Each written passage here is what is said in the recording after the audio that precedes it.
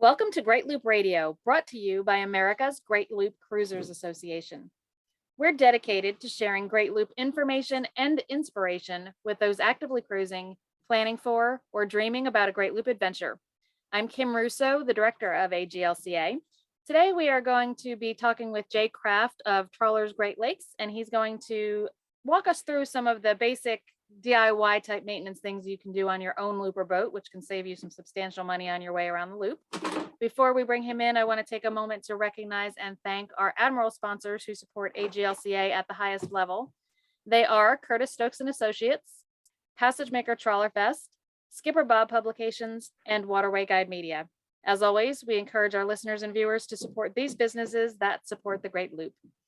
And with that out of the way, Jay Kraft from Trawlers Great Lakes, who is another one of our sponsors. Thanks for joining me today. You're welcome, Kim. Good to see you. Thanks for having me. Yeah, and you had kind of suggested this topic to me when we last saw you at the Houston Looper Lifestyle Seminar. I thought it was a great idea. So let's jump right in. And one thing that people talk about all the time is oil changes. It's something that a lot of people can do on their own boat if you just have a little bit of knowledge and practice. So what's the best way for someone to learn how to do that on their own boat? Well, that's a good question. I think most people already have some sort of knowledge on how to change oil if it's not a motorcycle or a car. So I think that procedure is already in place. But changing it on a boat is a little bit more involved. It's usually more volume of oil. There's filters or a couple of filters and things like that. So there's the process is in place. You just need to plan a little bit more. You're going to have more oil. You're going to have to accumulate the oil in some sort of container, and then of course find a place to dispose of it. And then refill it. So I think most people, if they've done some sort of an oil change on a car or a motorcycle, they know how to fundamentally do it. It's just a little bit more planning and a little more of a process. Yeah. It's not that difficult. So are there any kind of tools of the trade that can help with that volume of oil or any other part of the process? Because you're also kind of, depending on your engine room and the size of your boat, you're maybe in kind of a confined space trying to do that as well. So what are some of your suggestions on trying to make it a little easier on yourself? Yeah, I think you'll find there's a lot of vessels now that have these oil extraction units that are already installed into the engine room, which makes extraction of the engine oil really easy.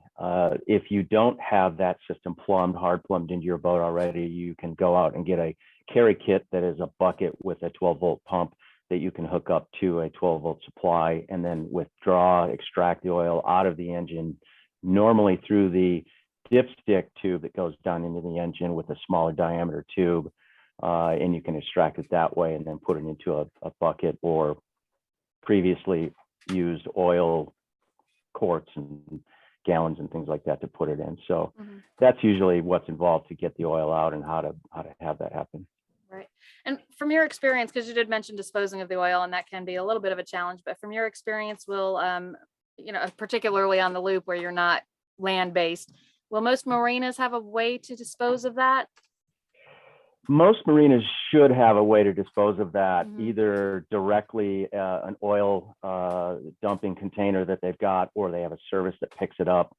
I've been in many marinas that just ask you to leave the containers by the trash bins and they'll pick it up and give it to a service to make sure that it's disposed of properly. So, but that's a big consideration if you're going to do it yourself and not have a field tech unit do that, because that's part of the process. You have to plan on what to do with that.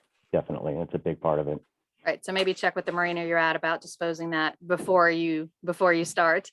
Any other tools or things that you would suggest people have on hand before they attempt this? I don't think there's any specific secrets or tools of the trade when changing oil in an engine room down below. I think you have to be prepared again. Oil absorb pads are a really good thing to have for that errant spill that's likely going to happen.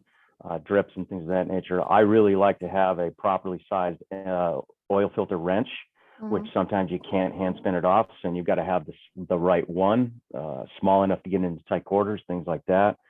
I like to have degreaser and a rag just to wipe the whole thing down afterwards, just to keep things neat and clean. And then of course the containers, I think is a really important thing just to prepare for, because you don't want to run out of space halfway through an extraction and not having where to put it. So really nothing secretive there. Okay. So typically, how often should people expect to be changing their engine oil on the way around the loop? It's a great question. I always refer to the periodic interval maintenance suggestions by the manufacturer. I think that's the best place to start. Whether it's a Cummins, Volvo, Perkins, Detroit Diesel, it doesn't matter. Start there. I think in the industry, out in the field, I think a rule of thumb is about every 100 hours. But there's also a lot of ancillary considerations to that. How hard are you running the engines? Are you in an environment where it's a little bit more difficult on the oil, things like that. A full displacement trawler is going to run at lower temperature, lower RPMs. A planing vessel is going to run at a higher RPMs. So there's different stresses you put on the oil that I think take into consideration. But I think in general, every 100 hours is a rule of thumb for those that haven't gotten that far into it yet. Okay. And you also mentioned getting all of the different changes in cadence for convenience and doing it all at one time. So tell us more about that. Yeah, I think it's also a good rule of thumb. If you're going to go to the extent of changing the oil, I think it's also a good practice to change all the fuel filters.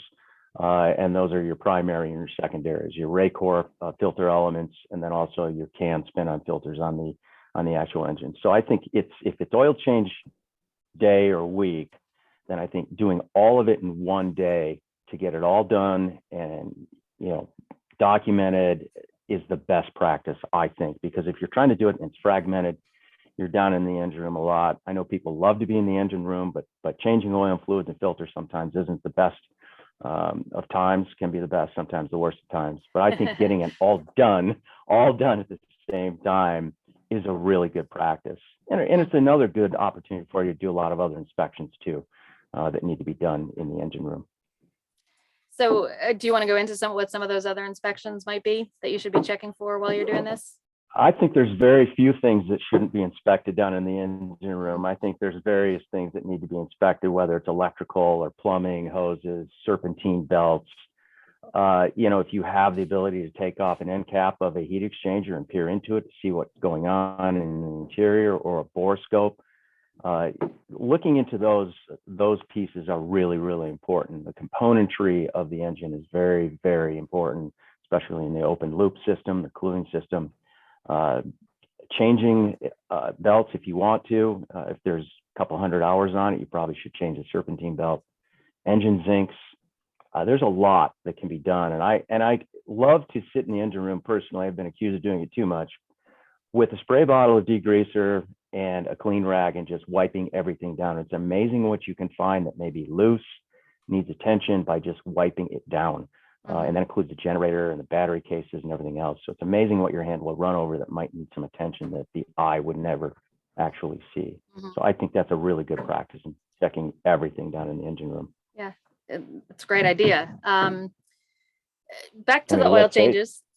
Yeah, let's face it. I mean, it's the lifeblood and the heartbeat of most power boats. Right. It's not like we have sails to take off if you need it. So the best that you can treat your machinery, mechanical, that's going to treat you as well. Yeah. So, and we kind of started that little piece in talking about the oil changes. Someone who perhaps just recently bought their boat for the Great Loop and went through a survey probably is familiar with the idea of sending an oil sample out for analysis. Is this something you recommend doing for every oil change? Absolutely. Yeah, I would hope if somebody had just purchased a boat that the oil analysis would have been part of that procedure. That's a great benchmark to start with from an ownership standpoint.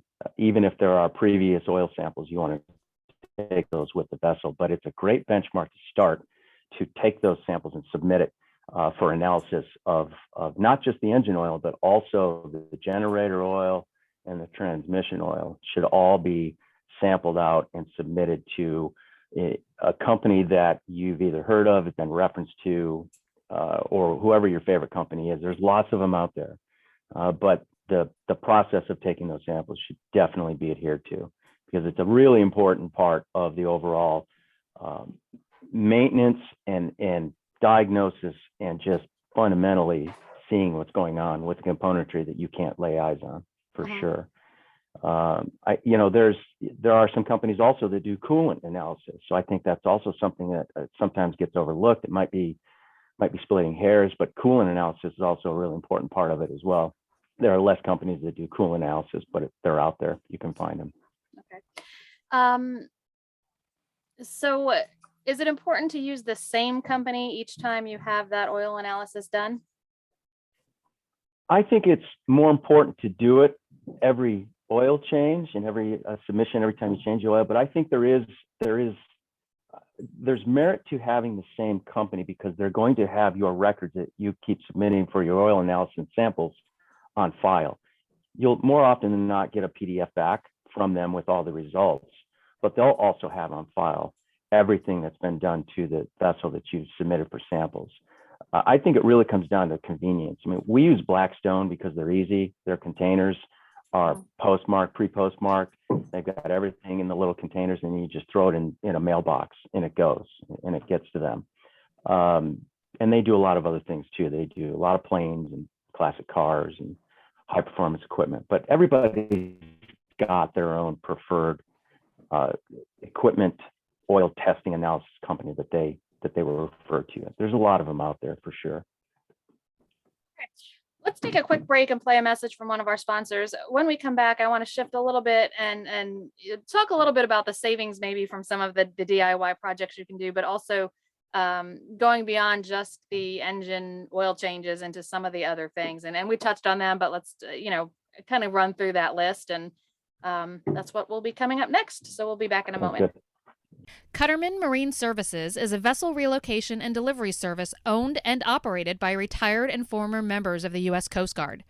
They have crews ready to exceed your expectations wherever your vessel is located. In addition to relocation and delivery services, they offer a host of other marine services such as new owner training. Check out their website at www.cuttermanllc.com or call 855-65-BOATS. You have a lot invested in your boat. Why would you trust it to someone other than the Cutterman? Cutterman Marine Services. Professional, knowledgeable, capable, experienced. We're back on Great Loop Radio. My guest today is Jay Kraft with Trawlers Great Lakes. And we are talking a little bit about some of the maintenance things you can do in your engine room that you can do yourself and therefore save some money on the Great Loop. So Jay, for the person who is comfortable doing a lot of this themselves, any guess as to what they might be able to save over the course of the loop? And I know that's almost like somebody asking me how much it's going to cost them to do the loop. I know there's 100 different variables and different sizes of boats and, twin engines are one and all those things, but the savings can be substantial for just about any boat, right? I would agree with that. Substantial. I would say it in the thousands. There's certainly a lot of variables, as you mentioned, how many oil changes you're going to do. But if you look at the cost of oil just in the last 12 months has gone up substantially. I don't think it's unheard of to see a gallon of oil, Rotella, which is the go-to oil for most cruisers, $15 to $20 a gallon or more. So your average engine is going to carry 4 to 5 gallons of oil. So that's $100 right there. And then you've got filters.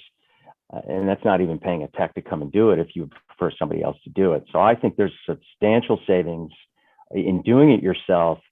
But the ancillary to that is you also get to know your engine a lot better. You get down in the engine room and you understand systems and just visually looking at other things. But that is a big part of it. I think the oil changes is the first step into a serious do-it-yourselfer that wants to learn more about their boat. And I think it's a really important part. But yeah, you can, as you guys know, you're going to spend a lot of money on when you do the loop on dockage and fuel.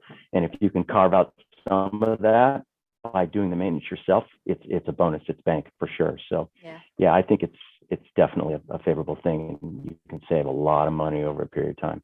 Yeah, Jay, you also mentioned Rotella as kind of being the go-to, which has been in short supply in a lot of areas. What are you seeing there on the Great Lakes? Same thing. We're seeing a little bit of a shortage. It's interesting. You go to some of the national automotive chains and they're on short supply of it. We have actually found a good source is a home improvement centers, Lowe's. They have it. Last I checked, it was $15 a gallon. I mean, I have it on the shelf, but they can get it for you. So, it's different if you think outside of the box a little bit for some of these suppliers. I think you can still secure some good pricing, and with a little proper planning, you can get it when you need to, for sure. But it's an interesting thing right now. Very interesting thing. Yeah. So obviously there's are things to maintain besides just doing the oil changes. And you talked a little bit about some of the things that a looper may take on themselves, but kind of run through that. What are some of the maintenance needs that a looper with a little bit of knowledge and skill can consider doing themselves instead of paying somebody to do for them? Well, I think if you look at some of the basics, water pump impellers is one of them. The heat exchangers is a really important one, but not everybody's going to get into that. But you can at least flush it or descale heat exchangers, after coolers, and things of that nature. I think the belt is a very important one. A regular inspection of your serpentine belt, very important, because that drives not only the water pump impeller in most cases, or it's gear driven, it will also run the oil pump as well. So regular inspections of that serpentine belt is a really important one. Replacement of that belt, you should always have one of those spares on board, but I think replacement of that belt should be a routine thing. Probably throw it in there when you do your oil changes. There's other things. Air filter, it's very simple to look at. Most engines have them. The environment that we run in doesn't necessarily, I think, require regular and frequent replacement of it, but it's something to look at while you're down in there and take a look at. We had a vessel of ours that was actually quite dirty here on the docks last summer, so we replaced it. So it's just one of those routine things. Pencil zincs are often overlooked. Pencil zincs in heat exchangers, after coolers, oil coolers are really important. I think often overlooked and very simple to replace, provided that you have the right ones for your specific model or CPL. But those are really important to also check over. And hoses can become cracked and dry over a period of time. And I think hoses are something to look at having on board or inspecting them. And some are easier to replace than others. And there's some that are very tight and are hiding in small places. You never know there's a hose. So go back to learning your engine again and finding some of those hoses that you may not have known were on board on the engine. Yeah. So Jay, you kind of mentioned inspecting these things. Are these mostly things that you can inspect and look for wear and then go ahead and change out, or are there some of these that you should just plan to change regularly, regardless of whether you can actually see the wear and tear on them? I think, again, going back to where the boat's being operated, I think those in the southern climates and the environments that are a little harsher on boats, salt water, I think that routine maintenance and inspection should be more frequent than those of us up here in the Great Lakes. I don't think you're going to find the kind of replacements of impellers and things like that more frequent down south than up here. Mm-hmm. But I think a lot of it depends on where the boat is and where your primary boating region is. Because that dictates, I think, the maintenance curve. A lot of boats should go up with regards to being in salt water or brackish water environment, and is a little bit more on par being up in a Great Lakes region, because we only have the boats in the water 6 months, maybe 6 months out of the year, mm-hmm. Whereas a lot of people are going to be boating year round down south. So I think you take into consideration the environment, where it's at, located, as a big part of the inspections and what you should look at. I don't think you should take anything out of the equation. I think that overall inspection in the engine room should be done, at least monthly, mm-hmm. if not more frequently than that. That's just my take on it. But the more inspections you do, it really is a proactive way to staving off problems and keeping the boat running and keeping it healthy. Yeah. You did mention during that, Jay, the zincs. So as you're moving from freshwater to saltwater or saltwater to freshwater on the Great Loop, we get asked a lot, is there anything specific you should do to prepare the boat for that change? Are there different sacrificial anodes you should look into? Anything else with the systems on the boat that you should be concerned about as you're moving from fresh to saltwater, or inverse? Yeah, I'm not a metallurgist or a zincologist by any means, mm-hmm. but I do know that there's different zincs for different water applications, for brackish and certainly freshwater. Magnesium seems to be the freshwater zinc of choice. Again, going back to, it's called generically a zinc, but it's not really a zinc. Mm-hmm. It's a magnesium, right? So aluminum is another choice material for zinc and brackish water, things like that. I think you should refer to specifically the area that you're going to be in again. But the basic and most important part of all zincs, whether in the engine or hanging off the boat, is to make sure that they're not gone and just make sure they're there. I mean, you can certainly go into the Great Lakes and have zincs on your boat. It's not ideal because most people will say you need to have magnesium, but you can still do it and get away with it. But regular inspection of all zincs is key to having them on board and not having any running gear be sacrificed. Definitely. Right. Okay. So the next thing I want to ask you about may differ depending on the size of the boat or things like that. But let's talk a little bit about parts that may be subject to more frequent failure than others that are practical to carry aboard. Again, depending on the size of the boat. I've heard it said that anybody who's got spare props has them because they dinged them and had to get another set and have that one fixed. Yeah. Might not be something real practical to carry because of the cost and the weight and the size, but there's plenty of things that it is practical and you probably should consider carrying along so that you can change them yourself, or even, having the part available if you decide to bring in a tech can certainly shortcut the process in some cases. So kind of give us your list of the top things that a looper should consider having spares aboard. Yeah, this could be, you could get a large list together for those that are purists and just want to carry one or two of everything. But I think in general, for that nearshore coastal passage maker looper, I think zincs are important, water pump impellers are important, perhaps even a water pump itself, not big. You can carry a spare one on board if you want to go to the expense of having a spare one. Serpentine belts, I think a nice selection and collection of large and small fuses. Boats with bow thrusters are 150, 200 amp fuses, should have a couple of those. Gasket kits, select amount of gaskets for water pump impellers and things like that, and more than just one to replace it if you drop it in the bilge, tear it, breaks, whatever the case may be, and then actually make yourself a gasket kit, I think is a good thing to have on board. Just most of the stuff with the common componentry things.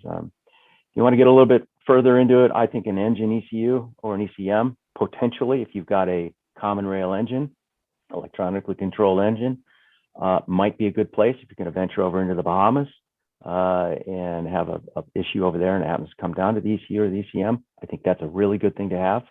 But just those common parts, maybe a few select hoses as well, that not a coil, not a whole box coil, but 4 or 5 feet of select size of hose that's common on the boat would be a good thing to have. So just cover yourself with anything that will not have in your repertoire if you've got a problem. Hopefully cover it all, but there's a lot that you can carry, I think. But for that nearshore coastal passage maker, you kind of have to cut it off a little bit because you can make the water line on the boat disappear by bringing a lot of stuff along. Yeah, and also never underestimate the power of the looper network out there for some parts. And we had an example sitting in Fort Myers over the winter where we've got one head and it was torn apart for I can't even remember the reason, but discovered a part we needed that we could not get anywhere locally, and randomly another looper on the dock had one that we were able to borrow and then replace for him when we could get our part in. So you can't carry everything, and it seems Murphy's Law, whatever it is that you're not carrying is probably going to be what you need. So ask around on the dock, you can often find something. Very good point. It is a very powerful network, and there's a lot of people that want to help, and it's amazing what people will carry, and you never know when somebody's got it right next to you in a slip. Absolutely. Very good point. Definitely. So we're at a point in our culture where a lot of us did not grow up working on the cars with our dad like our parents might have. And I think a lot of that is kind of been lost and it now affects you when you're going to do the loop because you've never perhaps done an oil change before and really just don't have the familiarity with the workings of an engine. But all is not lost if that is the case, because there are places Correct. You can go to learn. So what are some resources for people who have an interest in doing this themselves, but just aren't quite sure that they have the skill set yet? Where can they go to learn more and develop some additional skills? That's a great question, Kim. I really think that is one of those decisions that a lot of people have to make when they become owners. when I sit down with our class, I always ask them, what their intentions are. What do you think you're going to be doing after ownership? And I invariably hear a lot of different responses. And I always tell people that there are three types of people that are going to work on boats. You're going to be a do-it-yourselfer and do as much of it you can, stay within your comfort zone. And then there's going to be what we call the checkbook maintenance kind of people, which is absolutely fine. Nothing to be embarrassed about. It's just you're not that mechanically inclined. You don't want to be. Then you can have all the work done. And then you've got the in-between person. And again, based on what you've got in terms of your mechanical inclination, just run with it and develop it, or just stand pat and say you're happy with it and let somebody else do the hard work or stuff that's outside of your comfort zone. But there's a lot of resources out there to acquire more information, both in periodicals and online. Clearly, some of the go-tos that I use and I think should be on every boat is Nigel Calder's boat maintenance and electrical manual. I think that doesn't require a Wi-Fi or a cellular signal. It's a book. You have it on board. Great reading material. I think that should be on a lot of boats because he does a really good job and he's still very active in the industry. The other one that I think is a really good resource that is expanding as a result of the online is ABYC, American Boat and Yacht Council. It is specifically intended for marine industry professionals. However, you don't have to be one to be a member of ABYC. You can just have an individual membership and do their courses online. They've got a lot of resources that are free. You don't have to be a member, a lot of videos and things like that. They're an excellent resource and a referral guide for a lot of things that people are doing on boats these days. So I think they're a good one that anybody should take a look at. I think it's abyc.org, I believe. Although, you've got other people for all your Cummins enthusiasts out there. SB Marr, Tony Athens, company out in California, is an excellent resource for all things Cummins. He's our go-to for parts and his blog and everything else. He's got resource boards it's amazing how much information he's got. And even more amazing that he will actually respond to some questions on the blogs himself. You'd think a guy with that kind of company wouldn't have the time to do that, but he does. It kind of tells you where his head's at. He'd rather probably be in the field than running the company. But he's a great one. And then there's a couple others on YouTube. I think everybody goes to YouTube and looks at YouTube specifically for whatever they're looking at and want to learn more about. But there's so much out there, and you're right. You can get into this and not have much knowledge of it and build upon it if you want to. But again, if you don't, you can be a checkbook maintenance kind of person and have somebody else do it. Well, one thing I would say about being a checkbook maintenance kind of person, if you're going to have somebody work on the boat, it might be wise to have the manufacturers of the engine, their field service technicians, come and do it, because then you have all of those historical records with everything that's been done to the engine and serviced by Cummins Field Service Tech, Detroit Diesel, Caterpillar, Volvo, whoever it may be, and then all that information is historically in their system for referral back.